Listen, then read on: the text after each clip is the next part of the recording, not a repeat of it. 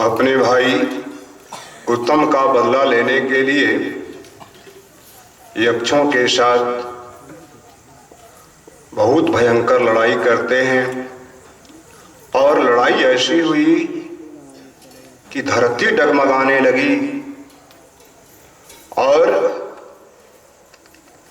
ध्रुवजी महाराज जितने यक्ष थे सबको लड़ाई के मैदान से हरा करके भगा दिए, किंतु यक्ष बहुत मायावी होते हैं। अब यक्षगण अपनी माया का प्रयोग करके पुनः ध्रुवजी महाराज के साथ युद्ध आरंभ करते हैं। अदृश्य रूप से हड्डी, खून, पीप, मांस इत्यादि की बारिश यक्षगण करने लगे और असंख्य यक्ष एक साथ मिलकर के सभी दिशाओं से बाणों की वर्षा करने लगे। ध्रुवजी महाराज पर एक साथ इतने बाणों की वर्षा किए कि ध्रुवजी महाराज उन यक्षों की बाणों की बारिश से बिल्कुल विलुप्त सा हो गए। अब सभी देवी देवता हाहाकार मचाने लगे, हाय हाय भगवान, ये क्या हो गया? ध्रुवजी महाराज आपके तो परम भक्त, हा देव क्या हो गया? प्रभु अपने परम भक्त प्रहलाद जी की रक्षा करो, रक्षा करो प्रभु।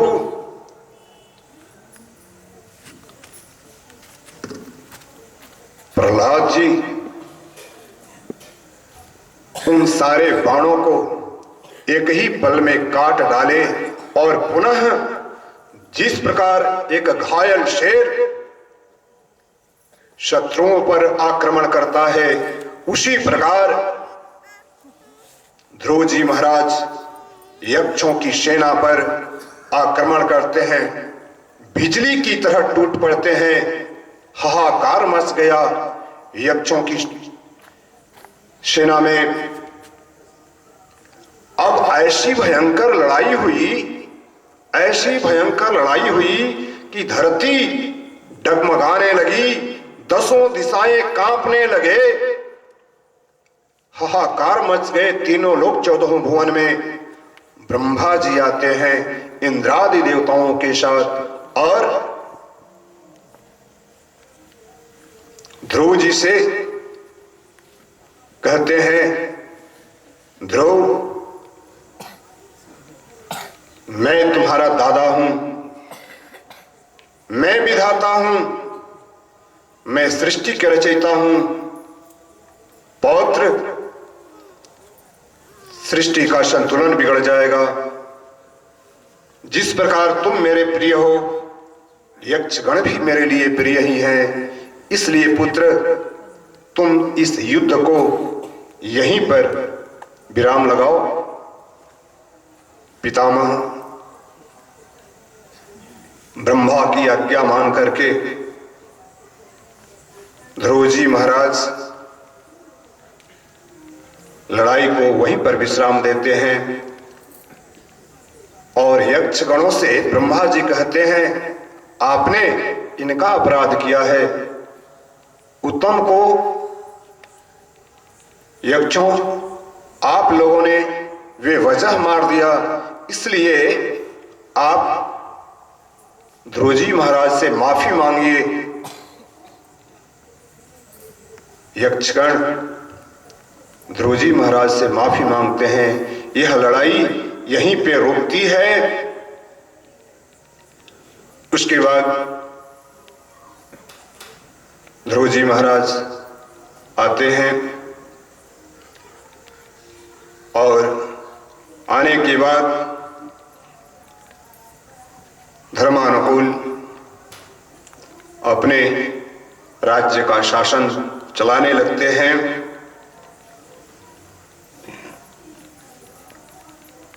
अंत में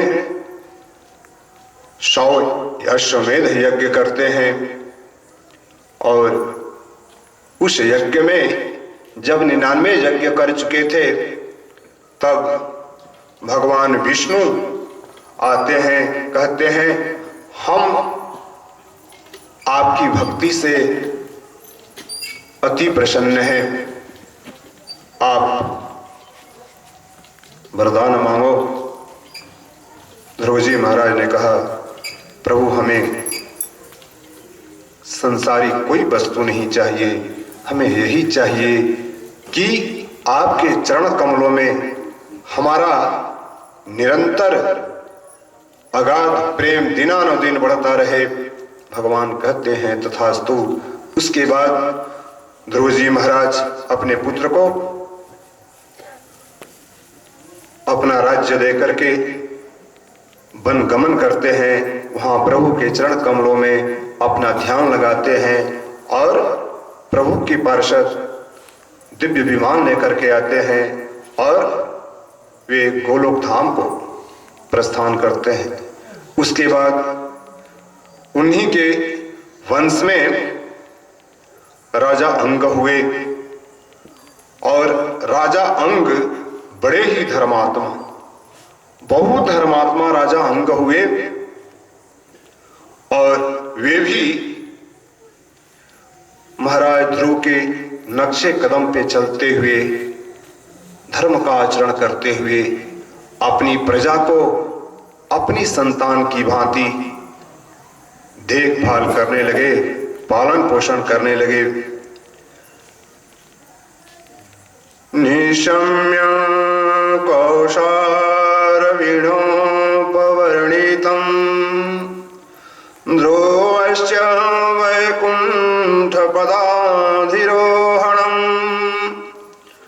प्रणूनो भावो भगवत्यधोक्षजे प्रष्टुं पुनस्तं विदुरः प्रचकर्मे केते प्रचेतसो नाम कस्यापत्यानिषु व्रता कस्थान्वयाये प्रख्यातः कुत्र वा सत्रमाशत। महाराज ध्रुव के वंश में बहुत धर्मात्मा, बहुत दिव्यात्मा राजा अंग हुए और राजा अंग धर्मानुसार अपनी प्रजा को अपनी संतान की भांति पालन पोषण करने लगे। प्रेमी सज्जनों, यहां ध्यान देने की बात है, जितने आज हमारे देश में जनप्रतिनिधि हैं उन्हें राजा तो नहीं कहा जा सकता, किंतु राजा के पद पर घुमा फिरा करके राजा के पद पर वे आसीन हैं। हमारे देश का जो प्रधानमंत्री है, हमारे देश का जो राष्ट्रपति है, मंत्रिमंडल में जितने सदस्य हैं, स्टेट स्तर पर जो मुख्यमंत्री हैं, राज्यपाल हैं, निचले स्तर पे आ जाइए, एमपी हैं, एमएलए हैं, और निचले स्तर पर आइए, पंचायत स्तर पे मुखिया है, सरपंच है, जिला परिषद है, बीडीसी, वार्ड, ये छोटे स्तर के एक तरह से राजा ही कहे जाएंगे। राजा अंग अपनी प्रजा को अपनी संतान की भांति पालन पोषण करते हैं। वे उन्हें अपनी प्रजा नहीं समझते, वे उन्हें अपनी संतान समझते। और प्रेमी सज्जनों, आज हमारे जो भी जनप्रतिनिधि हैं उन्हें भी चाहिए धर्मानुकूल वे अपना शासन चलाएं। आज हमारे देश से आज हमारे देश से धर्मानुसार जो शासन होना चाहिए, धीरे धीरे वे लुप्त होते जा रहे हैं। आज हमारे देश के जो भी शासक हैं, इसमें किसी भी पार्टी और व्यक्ति विशेष का नाम लेना उचित नहीं होगा, लेकिन जिस प्रकार राजा अंग, महाराज ध्रुव, ये सब राजा अपनी प्रजा को अपनी संतान मान करके पालन पोषण करते थे, भरण करते थे। संभवतः आज हमारे जो जनप्रतिनिधि हैं, हम सबों को, आम जनता को अपनी संतान की भांति नहीं मानते। यह हमारे देश के लिए ये दुर्भाग्य की बात है। एक तरह से उन्हें राजा कहा जा सकता है, राजा तो नहीं है, लेकिन राजा के पद पे आसीन हैं, तो उन्हें भी चाहिए कि उनके क्षेत्र के अंतर्गत जितनी प्रजा आती है, जितनी जनता आती है, उनके सुख दुख में वे शामिल रहे और जहां तक हो सके उनके कल्याण का काम करें। प्रेमी सज्जनों, राजा अंग इतने धर्मानुकूल शासन करने लगे, उनका यश तीनों लोक 14 भुवन में फैल गया और उनकी राज सत्ता इतनी सुव्यवस्थित, इतनी धर्मानुकूल चलने लगी कि उनकी हर जगह जय जयकार होने लगी। किंतु राजा अंग के जीवन में एक कमी थी। वैसे तो वे अपनी सारी प्रजा को अपनी संतान ही मानते थे, किंतु इतना धर्मात्मा राजा होने के बावजूद भी भगवान ने उन्हें कोई संतान नहीं दी थी।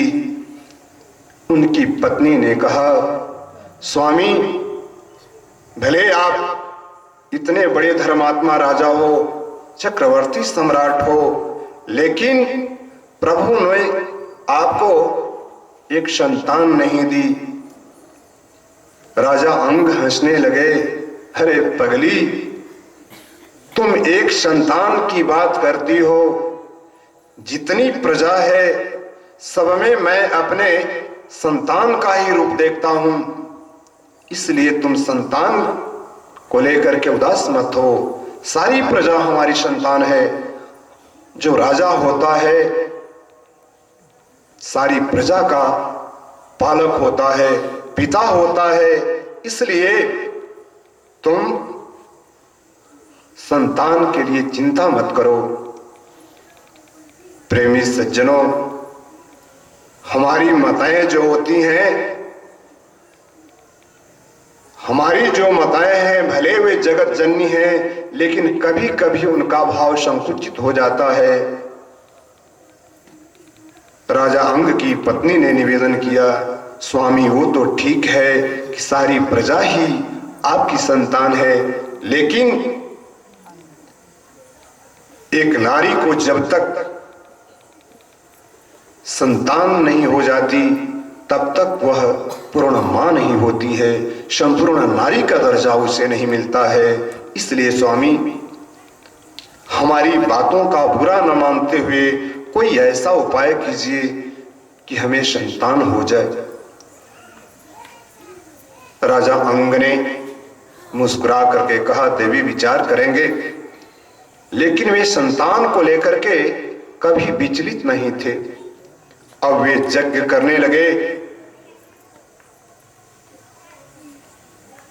उनके यज्ञ में उनके राज्य के सबसे बड़े बड़े ब्राह्मण, पुरोहित, जितने आचार्य थे, विद्वान थे, सबको उन्होंने बुलाया, यज्ञ का अनुष्ठान किया। यज्ञ चलने लगी। उस यज्ञ में जो आचार्य बने थे वे बहुत बड़े बड़े विद्वान थे। उन विद्वानों ने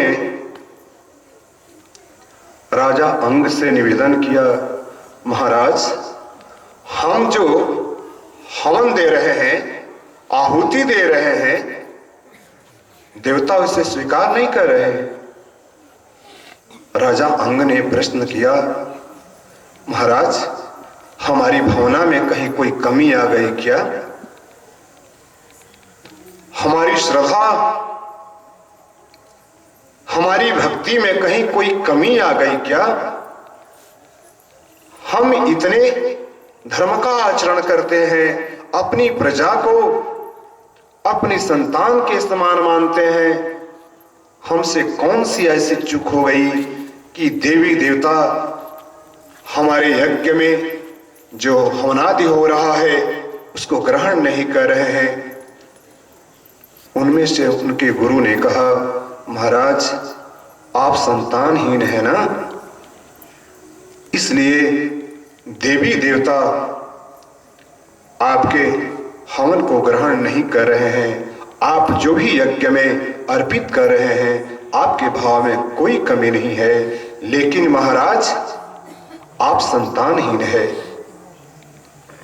अब जब उनके यज्ञाचार्यों ने ऐसी आज्ञा दी कि देवता आपके हवन को स्वीकार नहीं कर रहे हैं, आज पहली बार उस धर्मात्मा राजा अंग को ये बात दुख पहुंचाई है कि हमें कोई संतान नहीं है। उन्होंने अपने गुरु के चरणों में सिर झुकाया और पूछा, महाराज, कोई ऐसी युक्ति बताइए जिससे मैं जो भी हवन करूं, यज्ञ करूं, पूजा पाठ करूं, देवी देवता उसको स्वीकार करें।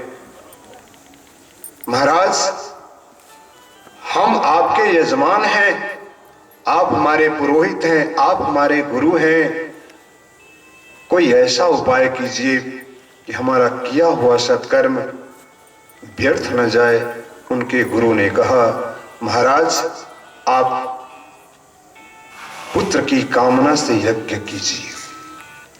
धर्मानुरागी प्रेमी सज्जनों, जिस प्रकार त्रेता में महाराजाधिराज दशरथ ने पुत्रष्टि यज्ञ का अनुष्ठान किया, आज राजा अंग भी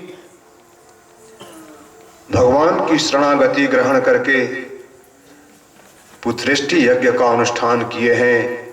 और जैसे ही यज्ञ चल रहा था,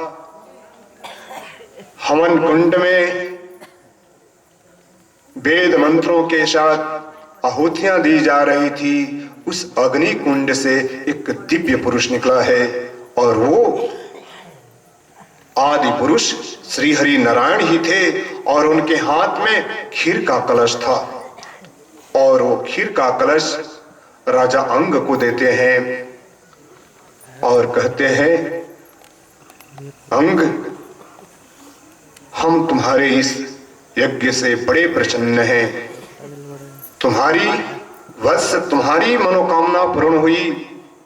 ये चरु, प्रेमी सज्जनों, खीर को शास्त्र में चरु भी कहा गया है।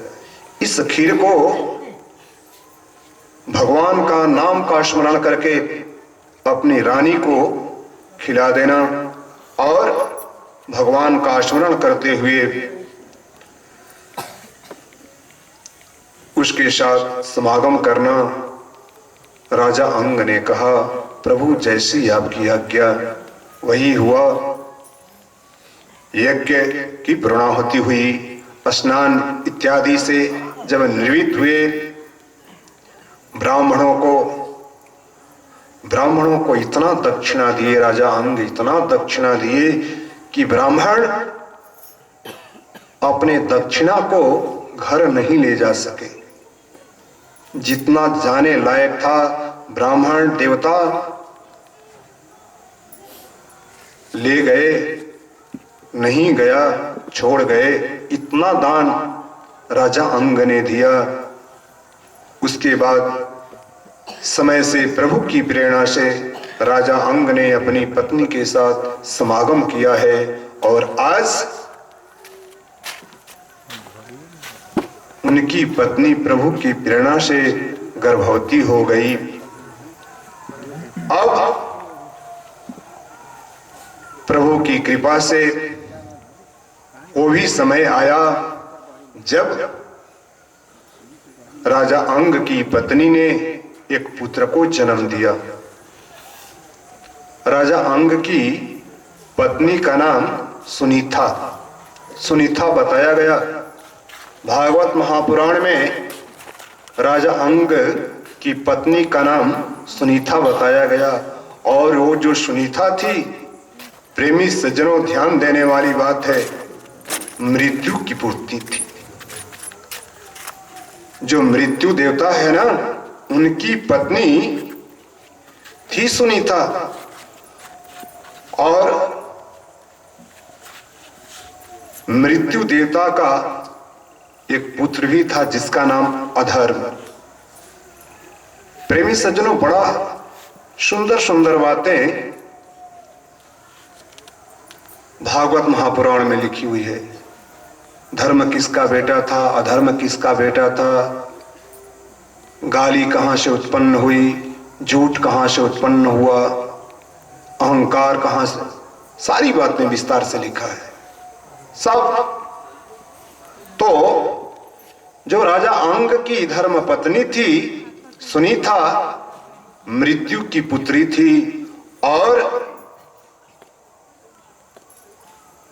उनसे जो पुत्र पैदा हुआ उनका नाम वेन रखा गया। प्रेमी सज्जनों, वो जो वेन था ना, राजा अंग जितने धर्मात्मा थे, जितने पुण्यात्मा थे, जस्ट उसका उल्टा आचरण था उनके पुत्र वेन में। यहां सोचने वाली बात है, ऐसा क्यों? प्रेमी सज्जनों, यह कोई जरूरी नहीं कि एक धर्मात्मा का पुत्र धर्मात्मा ही हो। कोई जरूरी नहीं। यदि धर्मात्मा का पुत्र धर्मात्मा होता तो राजा अंग बहुत धर्मात्मा थे, बहुत बड़े भगवान के भक्त थे राजा अंग। लेकिन उनका जो बेटा वेन हुआ बहुत दुष्टात्मा हुआ, बहुत पापात्मा हुआ। उसकी वजह ये थी कि वो उनके जो नाना थे मृत्यु और उनके मामा जो अधर्म थे, अधर्म का असर पड़ गया। इसलिए प्रेमी सज्जनों, जब कभी आप अपने बेटा और बेटी की शादी करें तो काफी सोच विचार करके शादी करें। हो सकता है आप धर्मात्मा हो, आपके परिवार के लोग धर्मात्मा हो, लेकिन जहां आप अपने बेटा और बेटी की रिश्ता करने जा रहे हो सकता है वो परिवार दुष्टात्मा हो, तो उसका असर अवश्य भावी पड़ेगा, जैसा कि भागवत जी ने इशारा किया है। अब अधर्म का असर पड़ गया वेन पे। वेन जब छोटा था, बच्चों के साथ खेलते खेलते बच्चों की गर्दन दबा देता, लोगों के घर में आग लगा देता, किसी को ढकेल देता, किसी को मार देता। उसका व्यसन ही हो गया हिंसा करना। अधर्म में उसकी इतनी रुचि कि हमेशा दिन रात अधर्म ही करता। यह देख करके राजा अंग को बड़ा कष्ट हुआ। राजा अंग ने एक दिन अपने पुत्र वेन को बुलाया और समझाया, पुत्र, हमारे राज्य की सारी जनता हमें पिता के समान मानती है। हमारी गिनती धर्मात्मा राजा में होती है और बेटा तुम मेरे सुपुत्र हो। हमारे राज्य में हर तरह हमारी जय जयकार होती है, और तुम ऐसा आचरण कर रहे हो बेटा, तुम्हारा आचरण धर्म के अनुकूल नहीं है। तुम हमारे सुपुत्र हो, और राज परिवार की जो परंपरा है, जो मर्यादा है, जो प्रतिष्ठा है, इसके विपरीत तुम्हारा आचरण हो रहा है। बेटा, इसमें सुधार करो। वेन पिताजी के सामने कह दिया, पिताजी ठीक है, मैं धर्म का ही आचरण करूंगा। लेकिन वो राजा अंग की बातों पर विश्वास नहीं किया, नहीं माना, वो अधर्म के मार्ग पर चलता रहा। एक दिन राजा अंग को